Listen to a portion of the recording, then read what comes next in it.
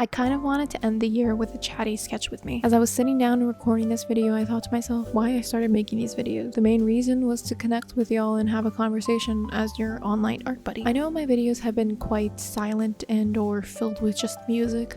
I mostly did that for a time period because I wanted to take a break from writing scripts and just speaking. You see, I have spent the last year in agonizing pain trying to illustrate and enjoy it. I had burnt out since I graduated college, which was almost 2 years ago, and I have spent that time finding what I love in life and in my art, the worlds that I would create or even just doodles of fashion. So as I'm still going through this journey of getting myself out of this rut, I wanted to give y'all advice of what I hold on my pedestal as I learn to love art again. First things first, draw and do what makes you most happiest to draw. I think for a long period of time, I loved doing those sketches of people and just drawing clothes in general. I felt as though I was well known for that, like for doing pen sketches, as if it were my brand. But the more I did it, the more it didn't seem authentic. I have felt that I had drawn every reference I found on Pinterest and just kept circling around that. Aside from that, I had also been sketching for merely the sake of posting on social media on a regular basis. I had known that had helped get to where I am today, but it's not something I was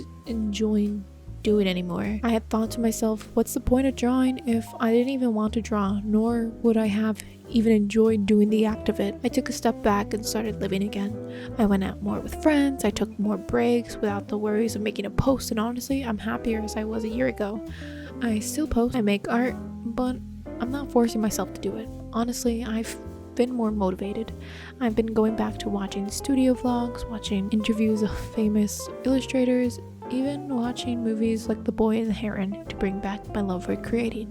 It rekindled that love. The flame is still small, but it's a work in progress. So through all this time, I've wanted to get back to building imaginative worlds, just as Studio Ghibli movies. I want to continue to bring out the child of my audience. Aside from that, I also want to continue illustrating fashion and such, but studying more on fashion itself. That's a whole new world I want to explore, thus leading to my second piece of advice. Branch out to different things if what you're doing right now is too boring. As I said prior, I didn't enjoy doing pen sketches of just random photos I'd find on Pinterest. Another thing that I hadn't mentioned before, except for maybe on my Patreon, was that I'm not sure if I want to continue having an online store anymore. Or rather, I don't know if I want to continue selling the things that I'm selling. This past fall, I had went to Anime NYC and had sold upcycled clothes that I had made with the help of my partner. Despite the time crunch of having to curate the clothing items and then painting and sewing on patches, I had an exhilarating time doing it. So in the new year, I wanted to produce something new and exciting that I will enjoy creating. That being said, I want to clear out all the things that are on my store to make way for new products or new projects. So if you've been wanting to buy my stuff, the time is now, as I'm having a 25% off your entire order sale. There will be more info about it in the description box if you're interested. The sale will end January 31st, so order now while supplies and the sale lasts. Aside from the shameless plug I did just right there, I'm bringing back the happiness of my career. I want to be able to enjoy doing the things I love, and if the system I'm doing right now isn't working, then why not gravitate towards a different direction? Who knows, maybe I might change my mind about things again 5 years from now. But if I'm still happy with that shift yet again, it's worth it. And as much as I'd like to say that I'm a workaholic when it comes to my career, I constantly remind myself to continue to take breaks, which leads to my third point. Take breaks, the work can wait. In the beginning of the year, I would work from 8 till probably 12 a.m. and that was on a regular day. On weekends, I would work as well, rarely ever giving myself a break. I believe this was also a reason as to why I burnt out. I had the mindset of the grind culture. I had depleted all of my energy from my work to even enjoy my life as much anymore. And as I worked more, I started to see less and less of the rewards. I was spiraling. I thought to myself, I did all of this and for what? For nothing. So what's the point of even continuing? I kept taking hiatuses after long periods where I just kept overworking myself. If I had given myself the time to breathe in the beginning of the year, perhaps I would have been happier with what I was doing. Though now I'm doing better. Although I still like to work late nights sometimes, as I write this script at 10 p.m, I do keep my weekends strictly for living. Unless I had a deadline for something, then maybe I'll do overtime once in a while.